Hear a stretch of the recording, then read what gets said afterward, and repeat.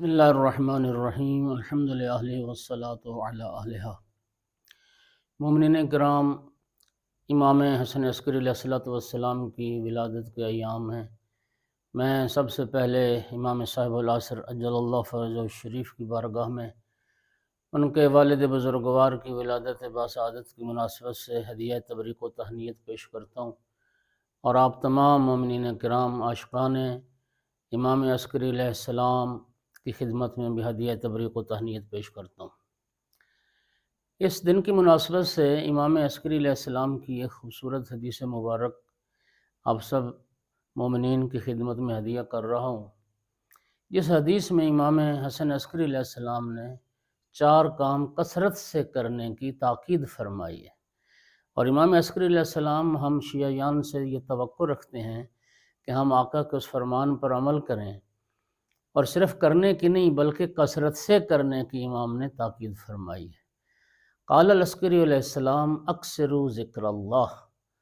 سب سے پہلی بات فرمایا کثرت سے اللہ کا ذکر کرو، یعنی زیادہ سے زیادہ، یعنی بہت زیادہ تم اللہ کا ذکر کرو، اللہ کی یاد میں رہو، خدا کو یاد کرو۔ قرآن مجید میں بھی ارشاد پروردگار الا بذکر اللہ تطمئن القلوب، یہ ذکر خدا اور یاد خدا ہے جو دلوں کو اطمینان بخشتی ہے، اور اللہ پاک قرآن میں فرماتا ہے کہ مومنوں کے دل اللہ کے ذکر سے، اللہ کی یاد سے مطمئن ہوتے ہیں۔ صحیفہ سجادیہ میں امام سجاد علیہ السلام کی ایک دعا کا جملہ یا من ذکرہ شرف للذاکرین، اللہ رب العزت کا جو ذکر ہے وہ ذکر کرنے والوں کے لیے شرف ہے۔ امام سجاد فرماتے ہیں جس کی یاد کرنے والوں کے لیے شرف کا باعث ہے۔ ایک حدیث میں امام جعفر صادق علیہ السلام نے ارشاد فرمایا من اوتی لسانا ذاکرا فقد اوتی خیر الدنیا والآخرہ، جس کو ذکر کرنے والی زبان عطا ہو گئی اس کو دنیا اور آخرت کی بھلائی مل گئی۔ اور پھر ایک حدیث میں امام نے فرمایا کہ شیعتنا اذا خلو قصروا اذا خلو ذکر اللہ کثیرا، فرمایا ہمارے شیعہ وہ ہیں جو جب خلوت میں ہوتے ہیں، تنہائی میں ہوتے ہیں، جو کثرت سے اللہ کا ذکر کرتے ہیں۔ اور پھر قرآن پاک میں یہ جو آیت مجیدہ ہے جس میں ارشاد ہوا کہ یا ایھا الذین آمنوا اذکروا اللہ ذکرا کثیرا، اے ایمان والو تم کثرت سے اللہ کا ذکر کرو۔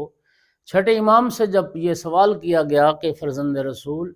یہ کثرت سے اللہ کا ذکر کرنے سے مراد کیا ہے، تو امام جعفر صادق علیہ السلام نے ارشاد فرمایا کہ جو مومن ہر نماز واجب کے بعد ہماری جدہ جناب فاطمہ الزہرا صلوات اللہ علیہ کی تسبیح کی تلاوت کرتا ہے، اس کا شمار کثرت سے اللہ کا ذکر کرنے والوں میں ہوتا ہے۔ تو پہلی چیز جس کا امام نے کثرت سے کرنے کا حکم دیا وہ ذکر خدا ہے۔ دوسری چیز فرمایا وَأَكْثِرُوا ذکر الموت، فرمایا موت کو بھی زیادہ یاد کرو، موت کو بھی کثرت سے یاد کرو،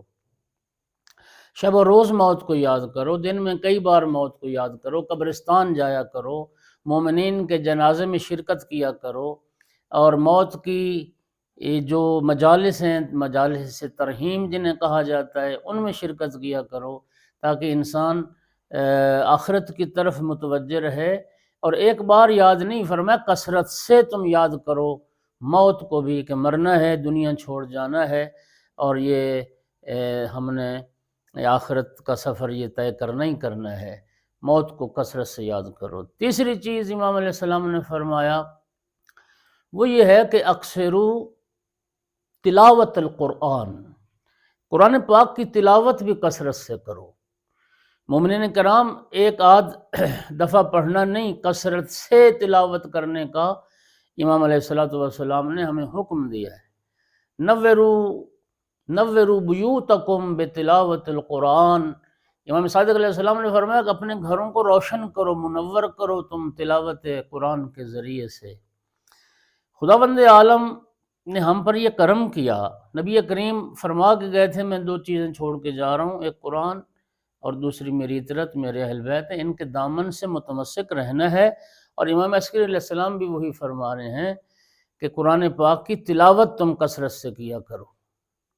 اور چوتھی چیز جس کا کثرت سے کرنے کا امام علیہ السلام نے حکم دیا، فرمایا اکثروا الصلاۃ علی محمد و آلہ، پیغمبر اور پیغمبر کی آل پر کثرت سے درود پاک پڑھا کرو۔ سرکار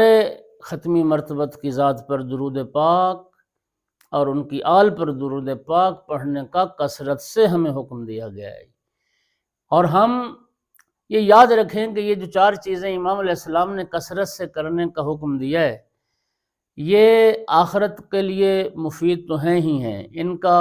اخروی فائدہ اور قیامت کے دن ان اعمال کے ذریعے سے نجات، شفاعت وہ تو حاصل ہوگی انشاءاللہ، لیکن یہ وہ 4 کام ہیں کہ جن کا دنیا کی اس زندگی میں، اس مادی زندگی میں، اس دنیاوی زندگی میں بھی جس کے اثرات ہیں، برکات ہیں، جن کے فوائد ہیں، خداوند عالم ہمیں یہ توفیق عطا کرے